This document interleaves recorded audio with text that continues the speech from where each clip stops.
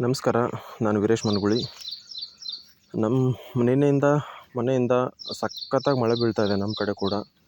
But ಒಂದು ವಿಶೇಷ ಏನಂತಂದರೆ, ಅಕ್ಕಪಕ್ಕದ ಜಮೀನುಗಳಲ್ಲಿ ಮಳೆ ನೀರು ಸಿಕ್ಕಾಪಟ್ಟೆ ಕೆರೆಗಳಂತಾಗಿ ಬದುಗಳೆಲ್ಲ ತುಂಬಿ ನಿಂತಿದೆ. ಕೆಲವು ಬದುಗಳೆಲ್ಲ ಒಡೆದೇ ಹೋಗಿದೆ. ಬಟ್ ನಮ್ಮ ತೋಟದಲ್ಲಿ ಎಲ್ಲೂ ಕೂಡ ನೀರೇ ನಿಂತಿಲ್ಲ. ಯಾವ ಬದುಗಳು ಒಡೆದಿಲ್ಲ, ಬದುಗಳಿಗೆ ನೀರೇ ಬಂದಿಲ್ಲ. ಕಾರಣ ನೋಡಿ, ಈ ರೀತಿ ನಾನು ನನ್ನ ಜಮೀನಲ್ಲಿ ಪ್ರತಿ ಎಲ್ಲ ಪ್ಲಾಟ್ಗಳಲ್ಲೂ ಈ ರೀತಿ ಕಬ್ಬಿನ ಸಿಪ್ಪೆನ ಪೌಡ್ರ್ ಮಾಡ್ಕೊಂಡ್ಬಂದು ಮಲ್ಚಿಂಗ್ ಮಾಡಿಬಿಟ್ಟಿದ್ದೆ, ರೂಟ್ರ್ ಹೊಡೆದು.